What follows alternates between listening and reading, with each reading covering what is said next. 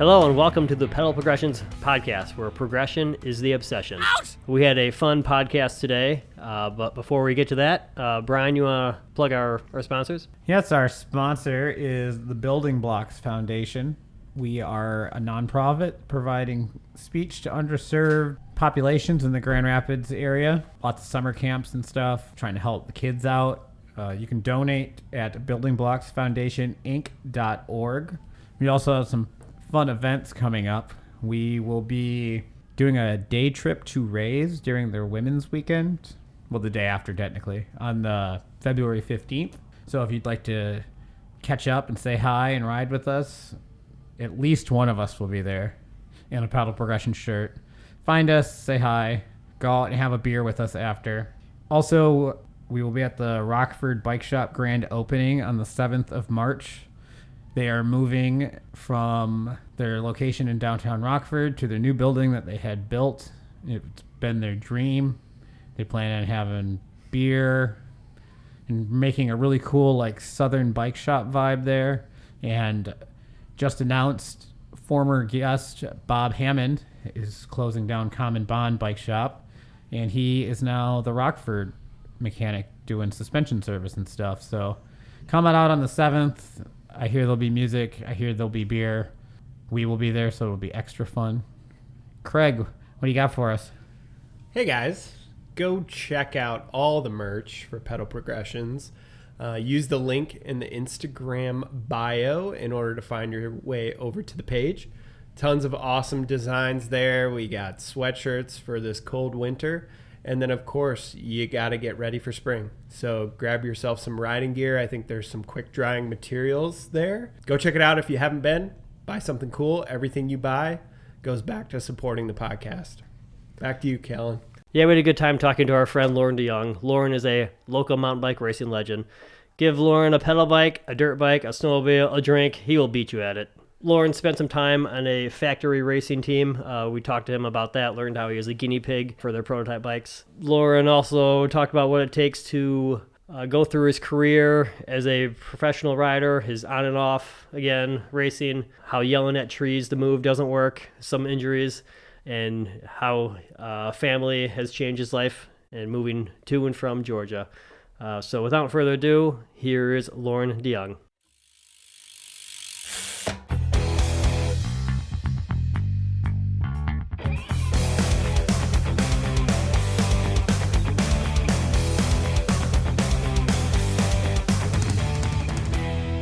Did you see that Craig's truck slid down the driveway? Yeah, my truck slid down the driveway too. We went and parked it for the weekend, and I got back. I'm like, this isn't where I parked my truck. it's in the middle of this road. And we watched Euro Trip on that trip. So No. this isn't where I parked my car. Yeah, I pulled up and I parked nearly up by your trash cans next to the garage door. And I put it in park and I'm getting my stuff together. And then I looked out the window and I went, I am moving right now, sliding down towards the street. I turned the truck back on, hit the brakes, and it kind of stopped. And then I'm like, okay, I'm good. Put it back in park. And then all of a sudden it just slowly starts backing down the driveway again. And Lauren's pulling up. He's looking for a parking spot. My truck is still kind of sliding backwards down. He decides to go park over by the garage over next door. My driveway's not even steep. It's very, very not steep. You've got to get your shoveling routine in order It's very here. icy, though. It's gravel. Where's the ice melt?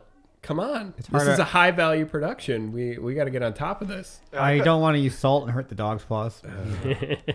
I could have slipped and fell, Brian. We finally get Loren on. Yeah. He ghosted us a couple times. Said he was our number one fan and wanted to come on. And then his kid had an emergency. He needed to leave. Kid had pneumonia. Fairly serious. Yeah. Okay now though? Yeah, Good. he's all good now. You wouldn't know it if I told you. Perfect. How old is your kid? My son is 11 months old. He'll be 1 at the end of the month, and my daughter is 2.5. So, yeah, relatively new then. Yeah. Busy. Happy to be over those days. Are you sleeping all night yet? For the most part. My son gets up around 4:30, 5 o'clock-ish. Okay. Yeah, that's nice to be able to sleep through the night finally. Yeah. Yes, my wife though, she'll tell you that I don't hear him. So. God, I don't either.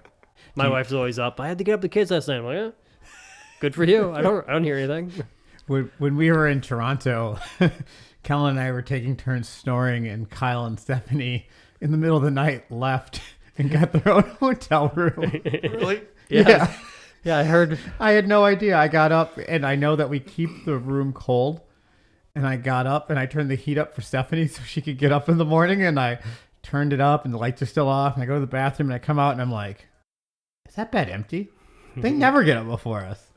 And then I hear him, I think they left. We still slept in the same bed, even though there was an empty bed next to us.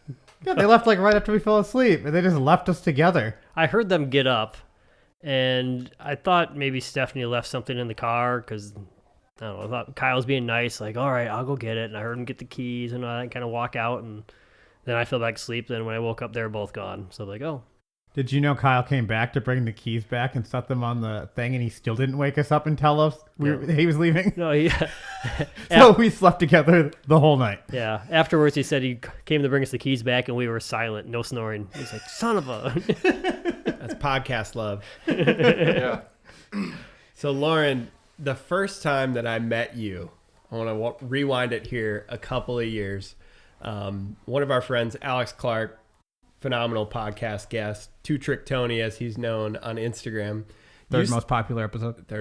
Gotta throw it in. He hosted Race League, and it used to be, I believe, Thursday nights, once a week during the summer.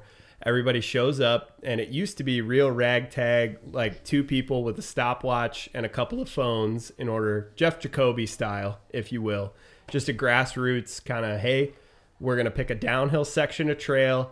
We're going to run it as fast as we can. We got 10 or 15 buddies that show up and record the times on an iPad. Whoever wins gets a high five and a beer, whatever. And so this was maybe my second Race League event. Showed up, normal crew of people. Then all of a sudden this guy rolls up on a hardtail. I don't even know what you were riding.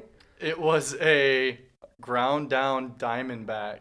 From what year? 2010. Okay, so setting the stage there, right? This raw aluminum hardtail bike guy rolls up, and I don't think much of it. I'm getting back to the area, kind of getting to know everybody, and we're all taking our runs, feeling good. It was at Cannonsburg, and felt great. I was like, okay, yeah, for sure. I might have a chance to win this thing. Meanwhile, this guy drops a chain. Chain falls off of the bike, right? Dusts us by 10 seconds on a 30-second downhill run. And we're all looking around going, who the heck is that? I got text that night from a couple people. So, needless to say, you impressed the hell out of me, and that was the first time that I met you. Probably the fastest guy I know in downhill in West Michigan. Yeah, well, thanks, man. It's I love riding bikes. I love racing and going fast. So. And you're slightly competitive. just slightly. I'm not competitive at all, Brian. I ran into you at Boyne Highlands, and you had your hardtail. You're like, what are your times? How fast are you going? First question. Yeah. Yeah. I think I did it faster. I got to find the fastest person and beat them. Yeah, I had a very similar story to Craig. You showed up at one of our races, had no idea who you were, whooped us all, talking to you after the race. Like, yeah, I fell during my run. And well, that was bootleg. Still. I got second. Yeah, I fell during my run. You weren't happy with it, but you still whooped us all, even though you crashed, got up, and kept riding faster than all of us. And I will say that was in, like, the peak. Like, that was my fastest point in time, because that's when I just moved back from Georgia. Mm-hmm. So, like, I had a kind of career-ending injury. We can go into that later on. So, like, I hadn't ridden in, like, a couple months, but I was still in phenomenal shape and was leading the points for the Downhill Southeast in the pro class. So, like, I had speed, and, yeah, I put it to good work there. Yeah, you showed us. It's one of my most fond moments of Michigan downhill is crashing and still beating Brian by 5 seconds. It was 2 seconds. It wasn't 2. It was. Was it? Okay. Yeah, I lost by 2 seconds 4 years in a row. All Not to that different you would, people. Not that you would remember that type of thing or anything. I mean, it's like decided by hundredths of a second. And most of those races, I had 2 seconds on third place, and I was like, felt pretty good about it. Nope. Got the rug pulled every time. Hey, you did beat me at the down country race or the Cannonsburg race. Yeah, if you got to go uphill, then we can win. Going downhill, we're not going to win. We got to go uphill to beat you. That was a good margin. And I think your lungs are still out there. Yeah. Yeah, I died that day. How did you even get into mountain biking? I don't even know. Like I said, I just showed up one day, saw you on some hardtail with a full face at Boyne Highlands, and it was like spray painted or something. Like, No, that was factory paint. It was a giant STP. how'd you get to that point though? Like where Okay, so start out, I raced moto as a kid. That got too expensive. Parents are like, we're not going to do this anymore. So then when I went to college, I donated plasma, got some money, went to the Quick Stop bike shop. Shout out to those guys, they're pretty awesome. But they hooked me up with a giant STP, and we took the street tires off of it and put downhill tires on it, 2.4s, and I literally rode every single trail on like Benson Grade with it. Yeah, because that's Marquette, Quick Stop. That's phenomenal. Was that when Phil owned it? Phil owned it. So That's after where I James met- McAllister? Yep. Yeah, so that's where I met Phil and went to a few races with him too, like down the road, like, full turn. Like once I started racing, yeah, traveled with him a bit and went to races. So when did it click? When did you realize you're pretty quick at this downhill stuff and there might be something here? So to fast forward from buying the giant STP, I sold that and bought my Specialized Big Hit from Chris Remy. Oh, I got a soft spot in my heart for the Big Hit. Yeah, so this was the 26-inch version. Not the 24 rear? Yeah, not the 24, 26. So I think it was a 2011 Big Hit, all black, boxer fork. Weighs about 55 pounds. Somewhere in there. Yep. Yeah, it was super heavy. But I got a great deal from Chris Remy on it, and I went to the bootleg. I think that was my first official downhill race. And I believe I won that year on it. That would have pissed off Adam Raphael. Yes. I don't know if he was there that year or not, but that would have been, 2011? Seems about right, yeah.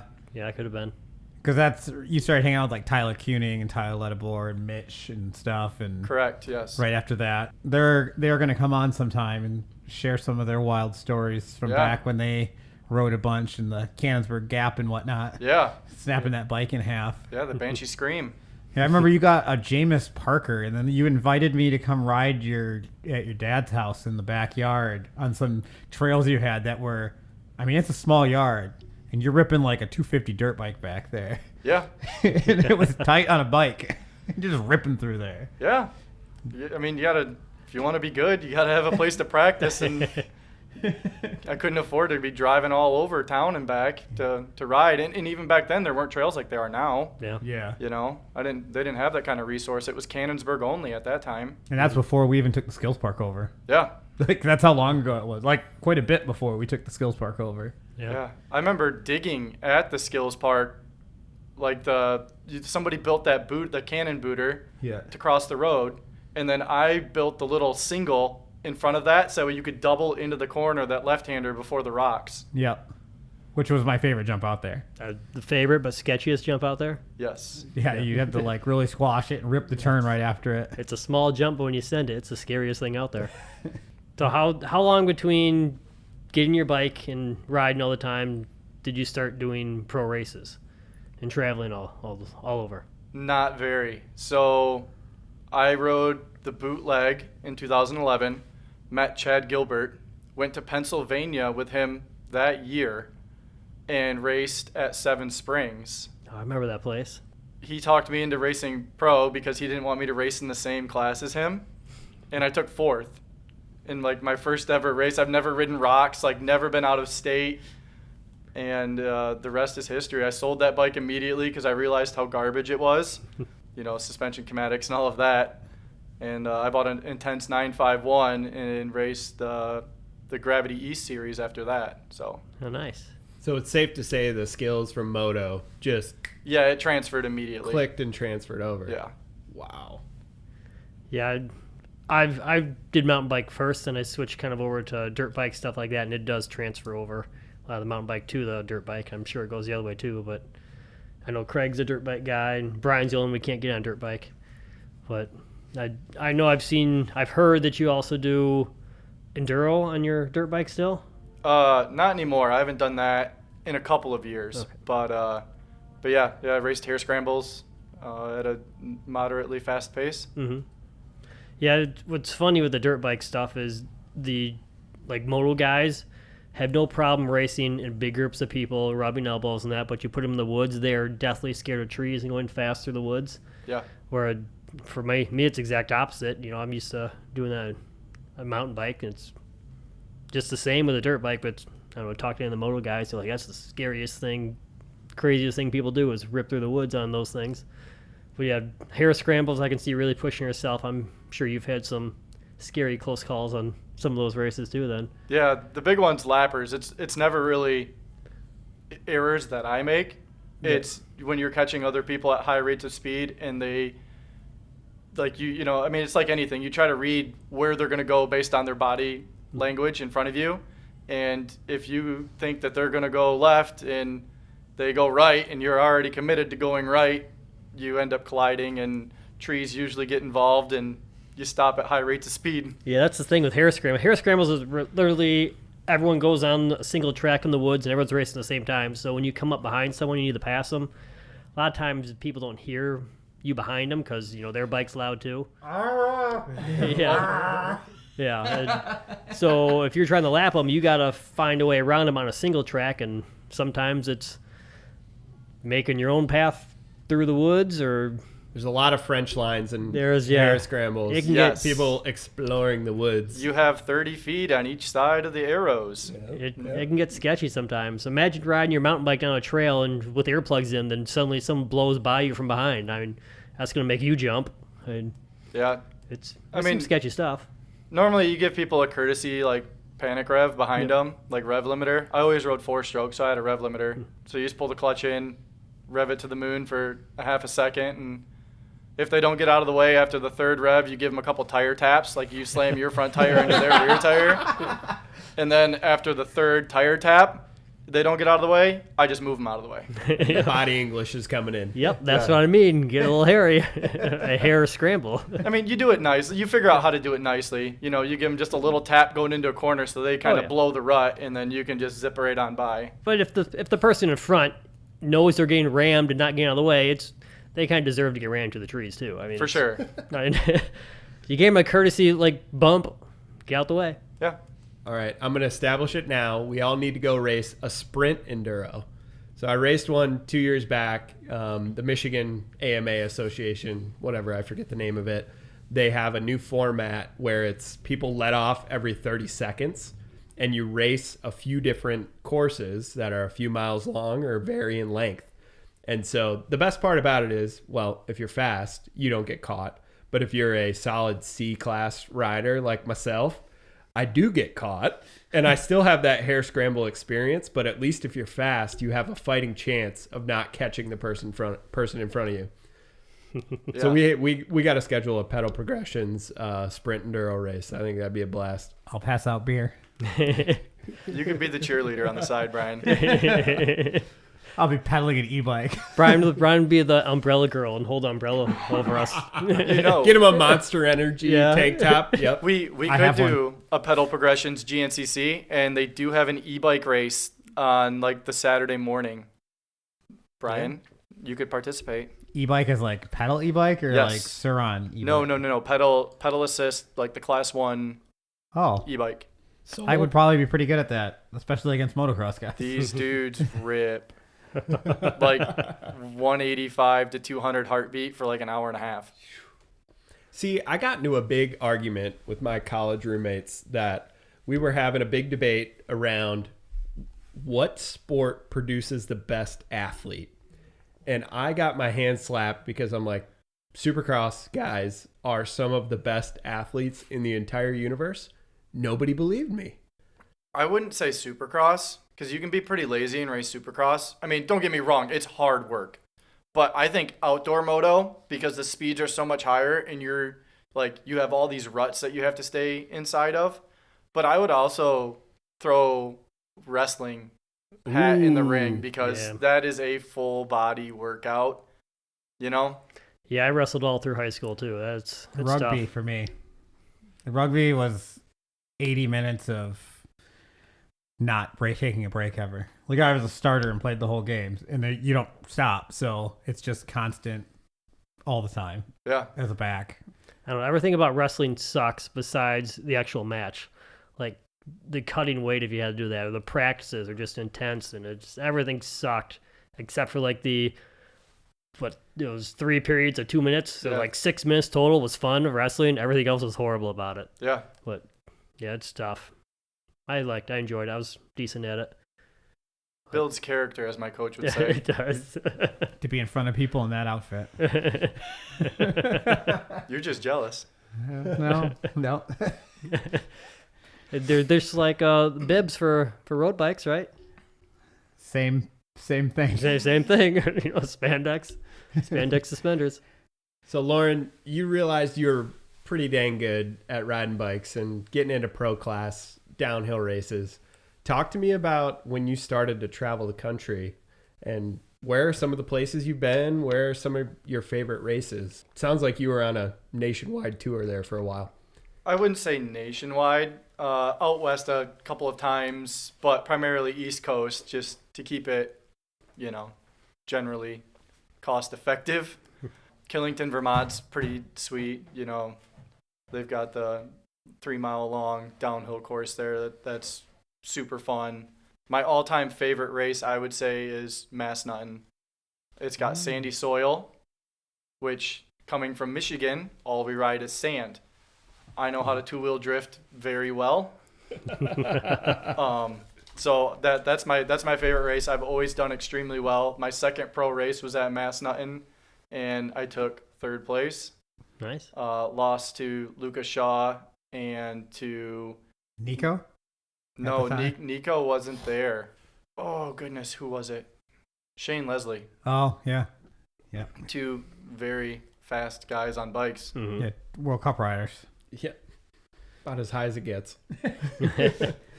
So you're racing, I'm assuming pro class for all these. Correct. What was your best finish overall in the East Series? So my first year, I had to petition to race because since I was never part of the USA Cycling up until then, I had to petition to be Cat 1 like right away. My first year. How does that work? You got to get enough points to progress? So they want you to start out in like Cat 2, 3, but I would have blew those guys out of the water, and I never want to be classified as a sandbagger. You kind of have to prove that you're ready to race with the I have to petition. If I race a USAC race to this day, I still have to petition. Yep. Because I don't carry a license and I don't carry points from a long time ago, but I still am competitive in Cat 1. So Does it? I kind of go back to dirt bike stuff. Does it go the same type thing? Like you earn enough points in a certain class, and once you earn enough points, you have to move up to the next category. Yes. Okay, so it's the same type. Same concept. Yeah. You win in B class, the next year they'll bump you up to A class if you're top 3 or top 5, whatever it is at the end of the year. But yeah, so I petitioned to be Cat 1 the first year. I didn't race a full series just because I couldn't afford to go out every single weekend. Okay. But I think I took 4th or 5th in points in Cat 1 and doing minimal racing. I think I only raced like 6 races that year. Yeah. Out of 11. So you just weren't doing enough races to earn enough points for Cat 1. So you petitioned. Literally, pretty much you're saying that I'm better than this class, so please put me here. So yeah, like I sent them my times and said like, hey, like these people that I've raced, the people that I've raced against are current pro level license holders. I have competitive times. Bump me to Cat 1 right away. They granted it. They said, awesome, you're good to go. I raced, like I said, 6 races, I think, that year. Took 4th or 5th in points. And then I petitioned to go to pro after that because in those races I was either 1st or 2nd and would take like 5th or 6th in pro class. And it's like, well, I want the opportunity to win money. Cat 1, you don't win money. Yeah. It sounds like at that point in time, you're kind of thinking this is going to be a career. I wouldn't This say has the a ability to go career, somewhere? but it was, I guess being that young, I didn't really see it that way, you know? I was never told you could make money doing it, you know, so I had a full-time job that I was doing 4 days a week and was biking on the weekends and doing that, so That's before people were really even doing it full time. yeah. Like there were very few even like World Cup riders that was their full time job. Not Yeah. like now. Yeah, I mean, like nowadays they have, you know, each manufacturer has, I mean, large manufacturers have 2 or 3 sub teams that are, you know, still factory gigs. Well, I guess maybe not this year because of the new, Discovery has ruined our sport. yeah. But, you know, in years prior, you know, there's nothing to have 15, 20 teams coming out of 5 brands, you know. Mm-hmm. Yeah, it wasn't like that when I started. It was just a handful of teams racing World Cups, it seemed like. Did you race a year at Pro before you got offered your sponsorship deal, or did you No, that was going into that season? going into that season. So I raced, you know, started riding tail end of 2011, like actual downhill bike. 2012 had my Intense 951, rode that for half a year, sold it, built up Carbon V10, finished out the year on that. And then based on how I did, was offered a ride with One Ghost Industries. They were a new startup brand company. They offered me full UCI status as a rider. Like I was scheduled to race the Mount St. Anne World Cup. I got selected to represent Team USA for that right away, which was pretty awesome. Nice. So if you're a factory Ghost rider, One Ghost Industries. Yeah, Okay. one Ghost Industries. okay, one Ghost. Yeah. So Ghost Bikes and One Ghost Industries aren't the same? Nope, they are 2 separate okay. entities. So for One Ghost Industries, do they have a team or is it just you? No, they had a full team. So I rode for, I'm trying to think of what the name of the company is, or not the name of the company, but the name of the guy that was helping me out. And I thought of it earlier. You Like might a team manager. Yes, you might know who he is. He used to be a Michigan guy, but he lives in New York now. He had a team of like 4 or 5 guys, and then One Ghost Industries, they were out of California, and they had a team of guys as well. And then we signed contracts to basically join forces as one big giant like 10-man team. Nice. So I'm assuming being that big of a team, they had their own truck and mechanics, stuff like that, or is it still wrenching Do you doing your even own know? stuff? I do know. I do know. So they had a van, like a Sprinter van. Mm-hmm. You know, this is like when Sprinter vans first really came out. But yeah, they had a Sprinter van. They had the owner team, like the owner guy. David Meredith, he was going to be the mechanic for everybody at the Okay. World Cup. So He was gonna one be the mechanic for about 10 guys? Yes. Okay. That's a But- busy man. Yeah. But I mean, looking at it now and knowing more about racing and how everything goes, like I should have known that it was going to fail to begin with. But, you know, I was 20 years old and super gung-ho, was just excited to be racing my bike. So, yeah. So give us kind of the story.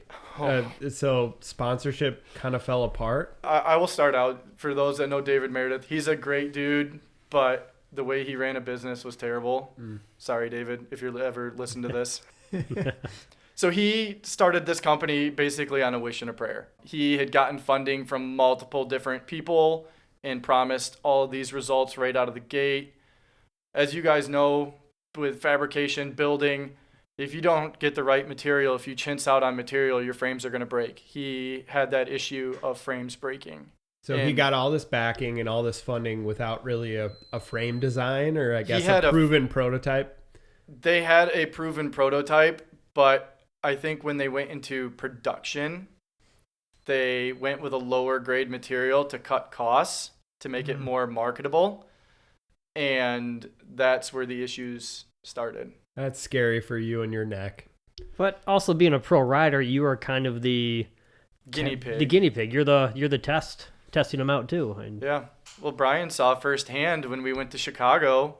The one time we tried to go out to Milwaukee and they were closed, and we rode that bike park in Chicago. Pretty sure my frame was cracked by the time we got home, and that was on their trail bike. Yeah, and that was a long time after you were supposed to have a downhill bike that Yeah, didn't show up. That I finally got their trail bike. Yeah, luckily I'm a welder by trade, so I was able to weld it back together and add my own gussets. So you were promised a factory ride, so to speak, and Yeah. a frame and full support. And so season's coming up.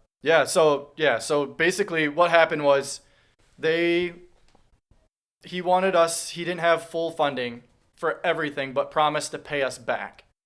So like I threw out like $2,000 of my own money, which at the time was a lot, up front.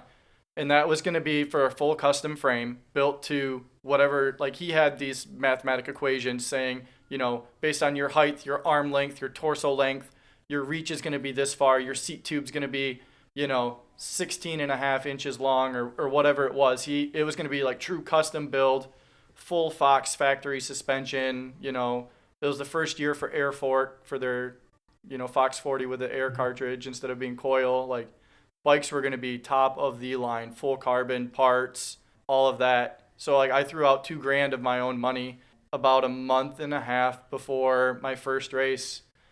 Get an email saying bikes won't be ready and all of his investors backed out. Oh my. And it was, you're not going to get your $2,000 because I've already bought all of this material and can't send it back because he bought the material pre-cut. Yeah, that's kind of a bummer email they get. So I'm like, well, that's my $2,000 that like I could really use on a frame and all this other stuff. I'm like, well, supposedly you said you have all of these parts. Send me the parts that you have that I paid for. Be like, hey, I'm a welder. Like, give me, well, even just like my suspension, my wheels, my group set. Yeah, like I'll take all of the hard parts and then I'll just buy my own frame. So at this point, you're still just trying to salvage a race season. Yes. And it ended up not happening. As Brian knows, in between then, I separated both shoulders. One at the bootleg at the end of 2012, and then in the spring. Lauren's the reason we get margaritas after the bootleg. Elaborate. Is that the soak in your sorrow of a lost? We were waiting for him No, at the hospital. this was after. I'm pretty sure this is after I won, right? Because we did a chainless race afterwards as a second race. Yeah, we were doing chainless runs down Onion Run, and there's still 4 bolts from his stem in the tree after the step up.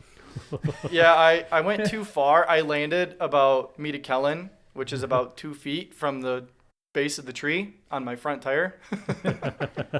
And I tried to yell at the tree. It didn't move. It didn't move. The sound that came out of him could be audibly heard all throughout the hills. Yeah, I mean, it was bad. I was coughing up blood when Morgan took me to the hospital. And the rest of us went and got margaritas at La Senorita. Yeah, I did partake in margaritas afterwards. Yep, he stumbled in, with his sling on, coughing up blood. The only one in there with a prescription for tequila. Sorry, I derailed your story. No, you injured your shoulders once with us doing something stupid, and the other time was doing something stupid. Brett and Morgan Miller, they drove down from Traverse City, and we met at the Refuge Bike Park in Fremont. Oh, I remember that place. It's getting rebuilt right now. Yeah, it is being rebuilt. But they had a pretty cool jump that you could send as far as you wanted down a ravine that was full of leaves. I know exactly that jump. I've hit that before too. And I landed on a root and got shot sideways and blasted a tree with my other shoulder. So at this point, I just called it a wash for the 2013 season. And inevitably until I moved to Georgia and worked at a bike shop and got talked into racing again. So what's the scene like down in Georgia? Oh, dude, it's so much better. I hate to say it. It is so much better. There's some downhill there? There's a lot of downhill there. Not all of it is known. I will say that. You got to know the right people to get to the good downhill trails. So what made you move to Georgia? Was it my job? wife was, at the time, girlfriend, my now wife. She was going to school at Life University, the chiropractic school in Atlanta. You were racing motorcycles and stuff before. I did, You did yeah. like pit bikes, didn't you? Didn't you race like arena pit bikes? I've raced about anything you can race. But so 2013 ended up being a wash. I bought 450 dirt bike, and that's when I started racing hare scrambles. So I raced hare scrambles here in Michigan from 2013 through middle of 2015. I raced like the AA pro class for hare scrambles here in the state for District 14. Man, that's AA. It's fast on a dirt bike. I rode with a guy and I was going full out the other day. He's like, "Oh, you'd be a mid-pack B." I'm like, "Awesome." I felt good about the mid-pack B. B class is competitive though. There isn't a huge jump between like AA and B. B class riders can ride really fast for like the first half hour, 40 minutes. It's just being able to keep that pace for 3 hours. That's the hard part. Mm-hmm. It's kind of the same thing that happens in downhill with Cat 2, right? You have any idiot showing up off the street shows up and they have to race Cat 2. Yeah, If they they get their don't have a one-day USA license. Cycling. Yeah. So you have every like homeboy who grew up at this spot. If they don't go through the process to petition to race Cat 1, they end up in Cat 2. So it actually ends up being a pretty wild class, and I would imagine, I'm not sure how the AMA handles it, but sounds like something similar. Yeah, so you can join like in the AMA. I started out, I guess, in A class right away. My buddy Andy Bennett, he was super fast, so I jumped right into A class with him my first year. If you grow up riding with fast people, you know, Yep. you're going to be fast. Yeah, ride with fast people. It makes you fast. But yeah, so I started out with him. I raced, the first year doing that, and then the next year I raced AA, and had a good time with that. Nice. Did you win anything with that, or is it Never won. I was top 5, top 10 a lot, but just off podium? Yeah, I mean those guys are ridiculously fast. Yeah. I mean, there was one guy there. He got enough points and did well enough. He got taken to the ISDE, which is the International 6-Day Enduro, Oh, to represent the USA from Michigan. I think his name is Talon Sokenson or something like that. Mhm. He is dumb fast. So you bought a 450. We're doing hare scrambles, enduros. What made you quit doing that? Moving down to Georgia. Oh, moving to Georgia made you Back made you into stop bikes at that point? Yeah, so I raced dirt bikes a couple years down in Georgia, and like they have a Sorks series, but everything in Michigan is tight, like tight woods, tight hare scrambles. In Georgia, everything is like you can ride side by side, you know, like the wide four-wheelers down. The speeds there are exponentially faster. Like in Michigan, it went from riding like second and third gear at a good clip to like fourth gear wide open in Georgia, sometimes fifth. That's fast. Which on a 450 is 55, 60 miles an hour. Hmm. And it just got ridiculous, you know? After being in Georgia, riding dirt bikes and that, what made you decide to come back to Michigan? Well, my wife and I were both from Michigan. Oh, okay. She's from the east side of the state. So she was I'm just from- down there for school. When school's over, you guys came back? Correct. Yep. Nice. But yeah, so getting back into mountain bike racing, I got a second job at a bike shop, went in to be a mechanic. I figured biking brought a lot to my life. Might as well try to give back a little bit. And that turned into, well, wow, like I'm working here as a second job, but I ended up working there like 35, 40 hours a week in the beginning. That's a heck of a second job. Yeah. Some people might consider that a first job. Yeah. Well, I mean, it was work, but it wasn't work because it was so fun. Yeah. You know, like I started out selling bikes and doing flat tire changes and all that, and then it quickly translated into just doing mechanic work. And I started working less and less as I got into biking more and more again. Mm-hmm. I mean, they kind of go hand in hand, right?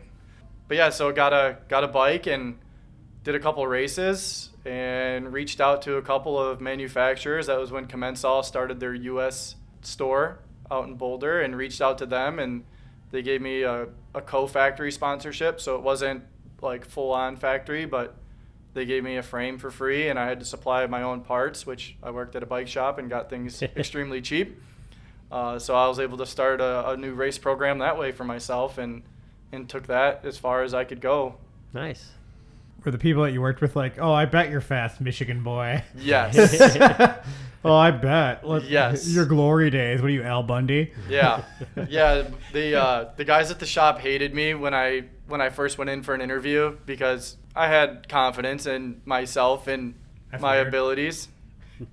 And they said I walked in like I owned the place, and basically it's like, I'll put any bike together, whatever. I've been wrenching on my bikes for years. I know what I'm doing, and they gave me a kid's bike and it kicked my ass. I've always had high-end bikes. Like I didn't know how to adjust V brakes. Yeah, one of the hardest bikes I put together was my kid's bike because it's weird. Yeah. Yeah, it threw me for a loop, the whole stem with the little rubber puck thing in there that wedges. Yeah. I didn't know what to do with it. Yeah, they're not like typical high-end bikes. They got some weird stuff on them. Yeah, it probably took me twice as long to build that kid's bike as it would a high-end bike. Mm-hmm. So you got back to Michigan, got a part-time job at a bike shop, No, Georgia. Georgia. Yeah. Yeah, moved to Georgia. Okay. Sorry, I was confused. No, you're good. And you got back into racing at what point, or didn't? So I started racing again I moved down into Georgia in 2015, started racing in 2016. I bought a hardtail bike. What was it? A Diamondback line. So it's a 27.5 super, super cheap bike. I got it for like $300 with my shop discount. That poor bicycle. Yeah. I took that to like their local enduro, which would be similar in stature to like the Skills area, maybe like an extra 50-foot of vert. Mm-hmm. Like Blanket Creek type area? Or Yes. Yeah, it was Blankets Creek, I believe. Yeah. But started doing that again, quickly realized I still could go fast on a bike. And that transferred into buying a full suspension bike. Did a couple of rides, went up to Windrock, rode with Dakota because he was begging me to come ride with him. Rode with him and Nico and Sean and stayed at Sean's house for a long weekend, and that quickly transpired into I'm going to build a downhill bike and I'm going to race again, and the rest is history. I raced from 2016 to 2018, and then that's when I had a really bad crash at Windrock. Yeah. did you used to go to Dakota's house with us in Dirt Jump? Yes. Is that where you met him? You probably went with me, didn't you? I went with you once. Because and I was the then- first one on a mountain bike that ever showed up there. Yeah. I know he will probably agree to it. I was the first person on a full suspension, Oh, yeah. 26 bike to hit the big line Yes, at Dakota's house. Props. I do recall that. Those were steep, real steep. Yeah. Yeah, it took a lot of effort. Just started racing again. I had a bad injury, like I said, in 2018, was doing a final lap with Dakota. We were comparing coming into the finish. This was before they rerouted it now, but it used to be you'd go by the loading zone, and then they had that steep drop right at the finish line. And he stacked up like a couple of small rocks to the right-hand side, and we were trying to pre-hop into it to see if it would be faster to like pre-hop and jump and land on the downslope, or just like kind of scrub and push down like you would off of a drop and just land at the bottom to flat. I saw him jump into it. I was supposed to scrub and ride it out like we normally would. I saw him pre-hop into it. I thought it looked super cool, so I went to do it. I pulled the cleat out of the bottom of my shoe. Ooh. No. Yeah. So nose like get super front heavy, because I'm expecting the bike to pull up with me. Didn't. Nose bonked at the top of the hill and landed on my head at the bottom, and it's like 15 feet. At least. Yeah, at least. And we're going at a pretty good clip still too, Do you know what hill he's talking about?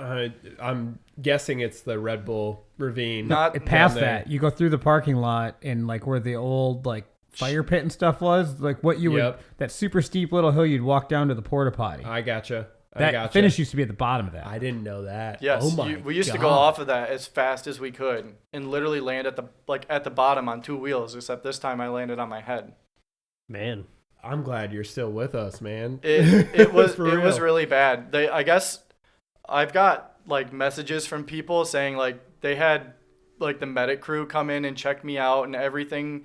They said I was fine, but I woke up like 3 hours later sitting under the gazebo, and I couldn't tell you what had happened, where I was, but yet they cleared me and said I was fine. Like I had changed from my riding gear and was in street clothes. Don't ask me how. All my car doors on my car were wide open.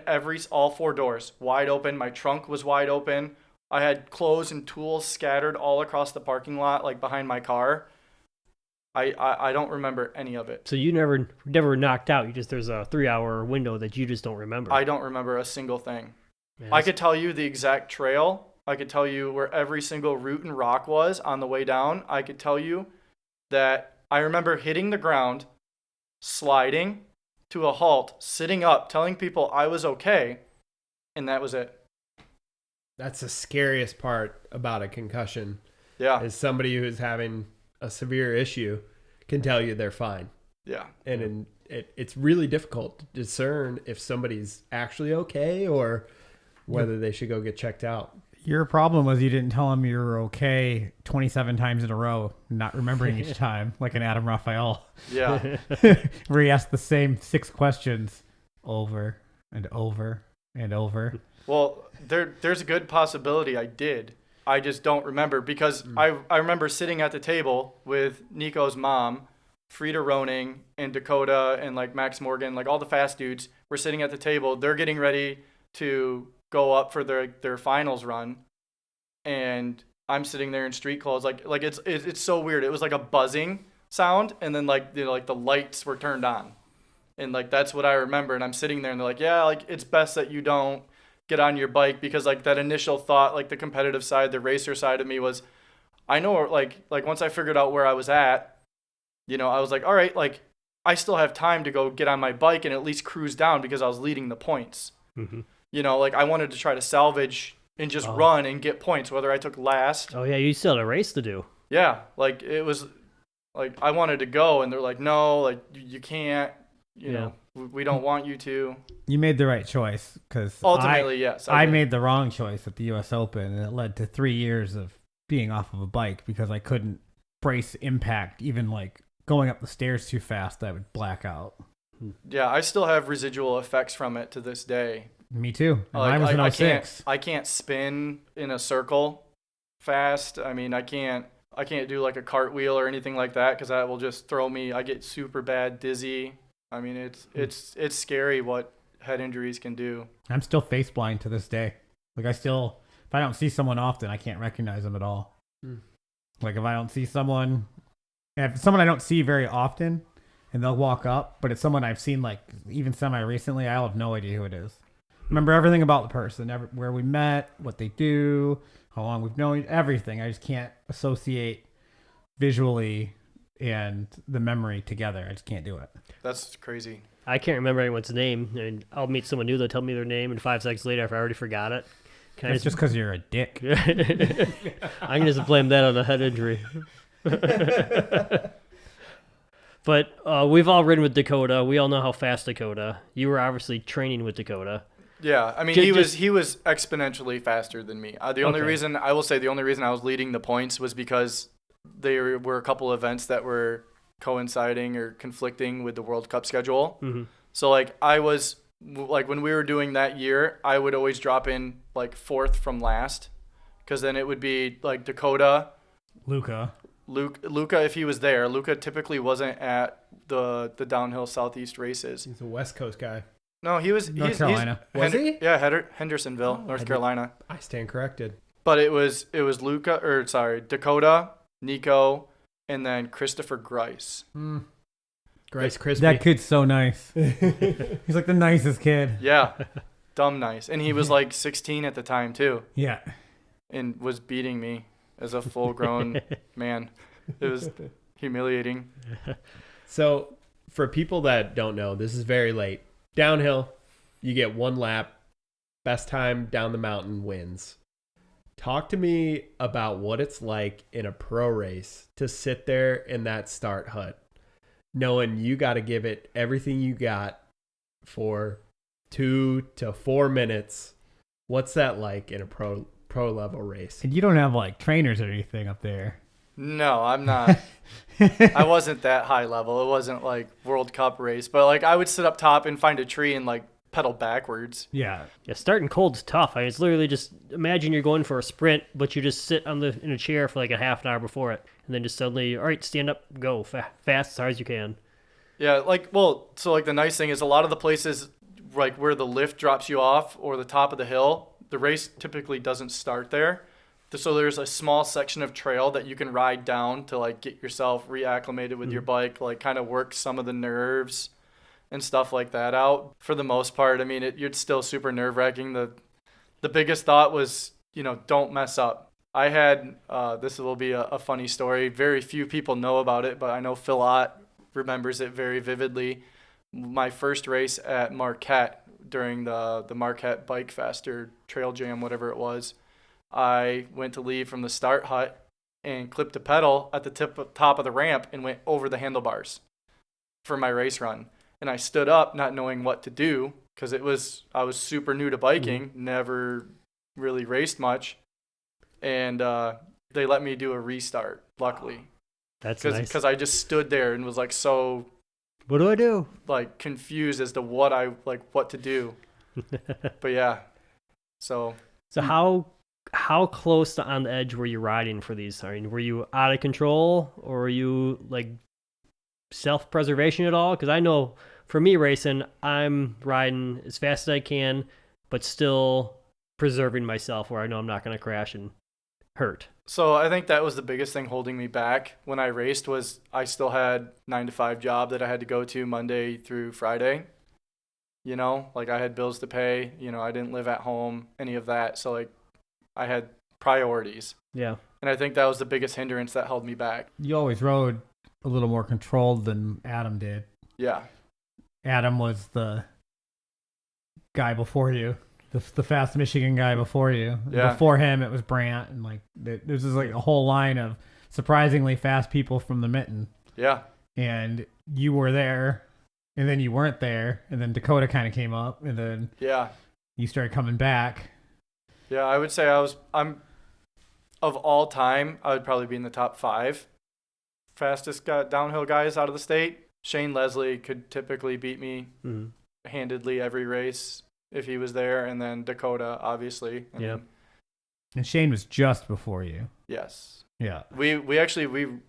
He flew into Atlanta and rode with me up to one of the Pro GRTs. So nice. Yeah, and I think that's the biggest difference between a pro, like fully sponsored pro rider, and a privateer.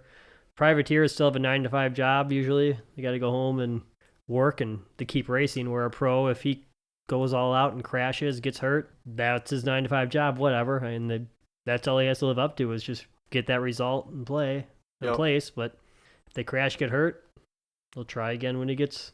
Yeah, I mean, yes, I raced at a high level, but I feel like I was more of a weekend warrior that just went at a very high rate of speed. Yeah. So I know we've been talking about Dakota a lot, and if you were riding behind Dakota, how long would it take for him to pull away from you? How many corners do you have before he's gone? Because I know for all of us here, it's one corner and he's gone. So at Windrock, the runs are like 3.5 minutes long. I could always keep him in sight, like for a full run. So all the way to the end? All the way to the bottom, I could be within 20 seconds, like of finishing, which, you can see him up ahead. On a full run, I would finish like 20 seconds behind him. I think for us, it's 20 seconds, and then we can't see him for the rest of us here. Depends on how the turns are. Yeah, that's Dakota. For anyone that doesn't know, Dakota is a pro rider, rides World Cup, travels the world. That's his job. He's a really good rider. Unfortunately, he's hurt, and we are wishing him a speedy recovery. As speedy as can be with no hip. But man, we've ridden with him enough, and man, he is unbelievably fast. Yeah, it's a real wake-up call, like racing most of my races at a high level and being one of the fast guys at that point to what riders turned into later. Like the World Cup riders is just... Like I was talking to my friend earlier today, and we were telling stories about riding with like G. Atherton and like Steve Pete at Mountain Creek and stuff. And like at that time, we could keep them in sight, like Mick Hanna and stuff. We could ride and be like with them. So I was pretty confident going with Dakota to a couple things, and then literally one sharp turn I had 2 gradual turns, but 1 sharp turn. Yeah, it seems like our sport has gotten to a level where if you're not on the edge of crashing, you're not going fast enough. If you're not scaring yourself, you're not going fast enough to be competitive. Like the old saying, if you're not crashing, you're not trying. Yeah. I think what's hard, though, in respect to you, Brian, is you grew up riding the bikes of the past, and the biking has, like, the downhill bikes have evolved so much in the last 10 years, 15 years. What was fast then and how you learned to ride that bike, I think it's really hard to readapt and recreate your riding style to ride these new bikes fast. Well, I think a lot of it even has to come down to we were at the forefront of the sport, and there just wasn't that many people doing it. Yeah. I mean, we were doing stupid crap on like cross-country bikes, right? Like I rode Windrock on a extra small chromoly hardtail with a 100 mil fork. That's just what you did then, but no one else was doing it. So you just had to be the fastest stupid person.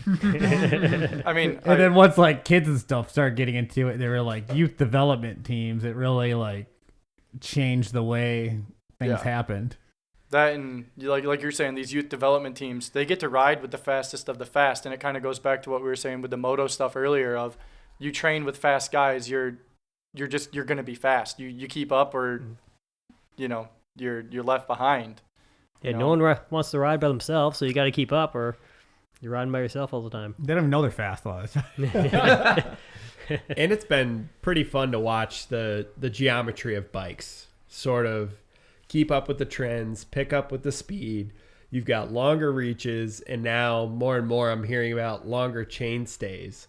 So getting more weight over the front tire to hold more grip through a corner, that's coming more into vogue. For a while there, we had super short chain stays, and everybody was marketing their bike as, oh, it's so snappy.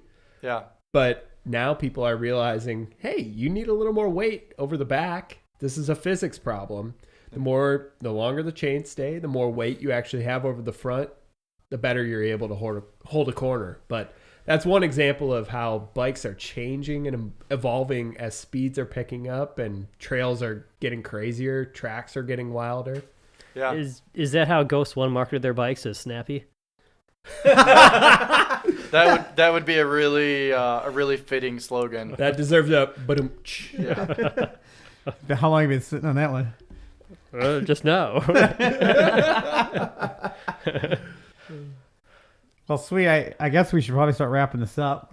I got one more thing for you. Oh, Okay. no. I know you like to race things. Yes. How is snowmobile racing?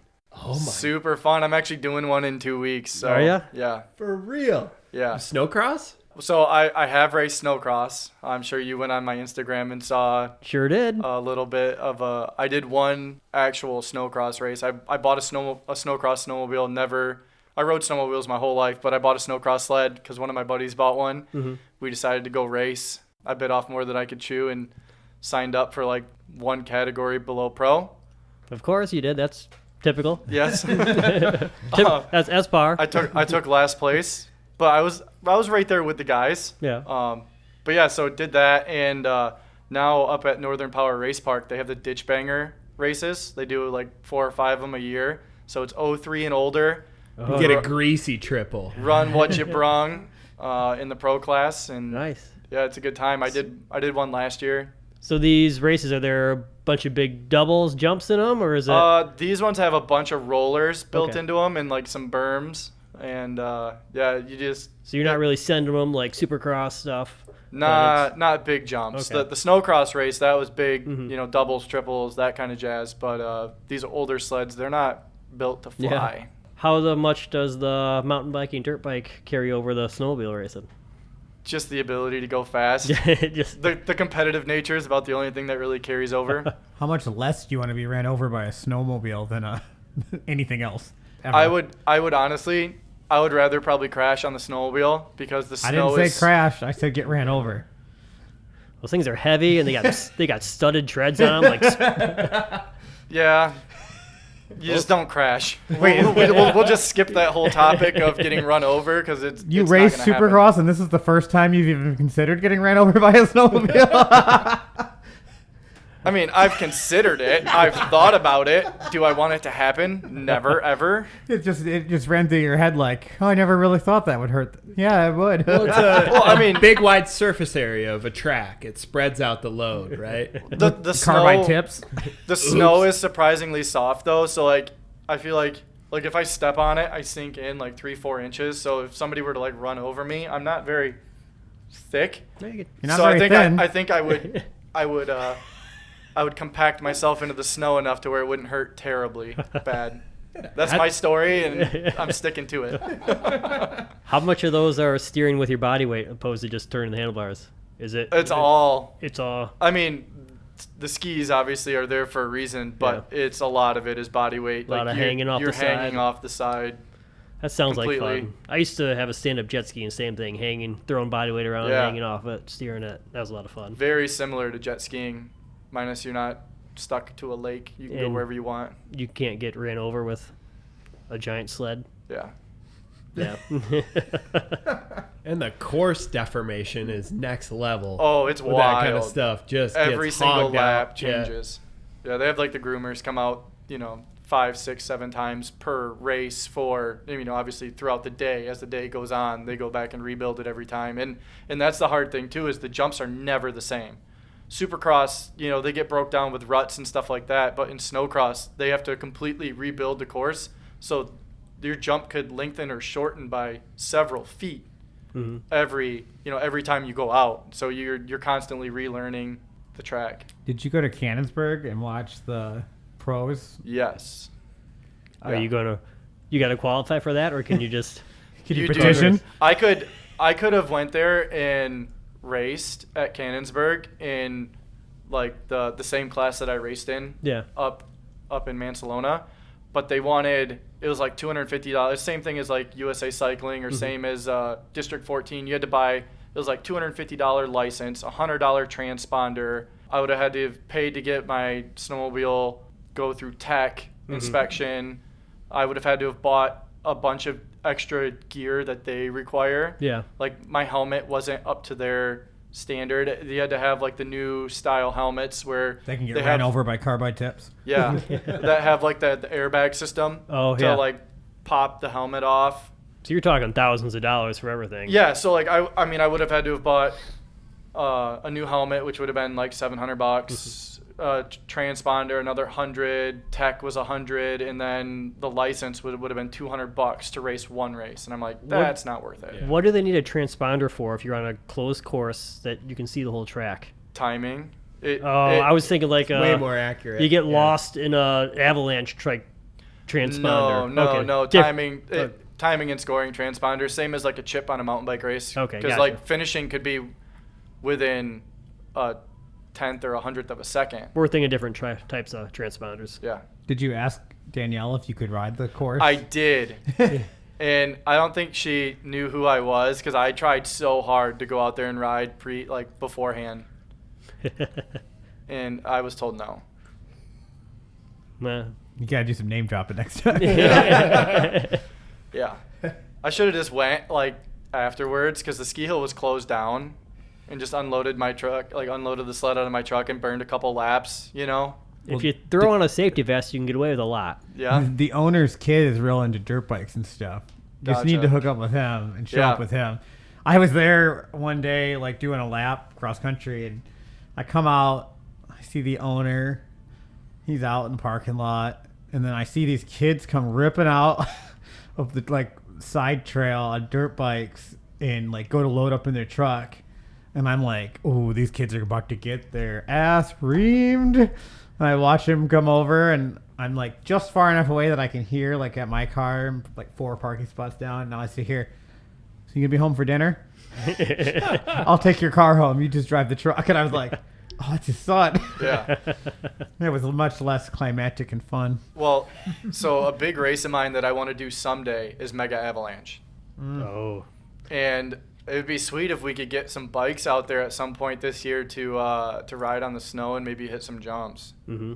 That would be awesome. I know at one point in time they used to do, like Michigan ski resorts would have skier and border cross, but then end of the season they would open it up to mountain bikes, right? Mount Holiday. And I've got trophies right behind us. And a fan of the show, Corey McCann, was talking about wanting to like figure out how to have it. Of course, same with Todd Britton. Whenever anyone wants to have the snow race, they're like, "Do you think you can make the snow race happen?" And I'm like, "No, you guys can. You guys can all make the snow race happen. All you got to do is organize it." That's a little more in depth than he would do for one of his races. Gotcha. He can't give Jacoby a snow cat, and he'll make it happen. I mean, he knows Danielle, but I mean, the trick is we just have to have one of the guys that is a park ranger there that rides bikes be like, "Yeah, I'll groom it." Yeah. I mean, we just haven't snowed the last 3 years either. Yep. So there's that. I think that would be really freaking awesome. Yeah, that'd be pretty fun. All right, I think we should wrap this up. Matt? So Yeah. Well, thanks for having me on, guys. I appreciate it. Yeah, we appreciate it. thanks you for the coming on. gifts. Yeah, thanks for the gifts. We'll try them out. We got some Rhino drink mix, pre-workout stuff. Yeah. The guys at Rhino Power, they were nice enough to. I told them I was coming on the podcast and give you guys some samples of their best stuff. Yeah, we're excited to try it out. Yeah. Appreciate it. The guest brought us beer and presents. Normally it goes the other way. We were unprepared today. I mean, I've got whiskey. If you want some whiskey before you go home. I'm good. I'm glad we could make it happen finally. It was the third effort, I believe. Yeah. Sorry about the prior times. Your story needed to be told because a lot of people ask, "Who the hell's that? Who is that guy?" Or they see him go faster than them by 20 seconds on a 30-second run, and they go, "Who was that? How did he get so good?" Yeah, appreciate you coming on, talking to us. Keep whooping our butts like always. Thanks everyone for listening. And like always, guys, remember to keep progressing, keep pushing yourself, and have fun. I'll see ya. Thanks. Bye.